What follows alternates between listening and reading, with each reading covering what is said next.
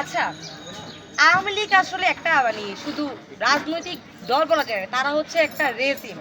অর্থাৎ আমি মনে করি যে মানে আওয়ামী লীগ যে সন্ত্রাসী কার্যক্রমটা করে গেছে, এটা যে কোনো বাংলাদেশের রাজনৈতিক দল আবার ফিরে আসতে পারে বা করতে পারে।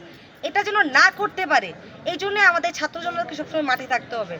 অর্থাৎ আওয়ামী লীগের যে বৈশিষ্ট্য ছিল, খুনি হাসিনার যে বৈশিষ্ট্য ছিল, এই বৈশিষ্ট্য যেন অন্য কোনো ব্যক্তি বাংলাদেশে ধারণ করতে না পারে, সেই জন্য হচ্ছে আমরা রুখে দাঁড়াবো। অর্থাৎ এই যে আমরা যে গত ১.৫ বছর ইউনূস সরকারের অনেক সমালোচনা করেছি, তাদের বিভিন্ন উপদেষ্টা সমালোচনা করেছি, প্রতিবাদ করেছি, এই প্রতিবাদের ধারাবাহিকতাটা বজায় রাখতে হবে। অর্থাৎ বাংলাদেশে যেন কেউ আর খুনি হাসিনা হয়ে উঠতে না পারে, বাংলাদেশের কোনো রাজনৈতিক দল যেন আবার ফ্যাসিস্ট আওয়ামী লীগ হয়ে না উঠতে পারে, সেজন্য আমাদেরকে সচেতন থাকতে হবে। আর যদি বলি যে বিভিন্ন জায়গায় আওয়ামী লীগের যে অফিসগুলো আছে খুলে দেওয়া হচ্ছে, তীব্র নিন্দা জানাই। কেন খুলে দেওয়া হবে? যারা খুলে দিচ্ছে তারা কি গত ১৫ বছর ১৭ বছর তারা নির্যাতনের শিকার হয় নাই?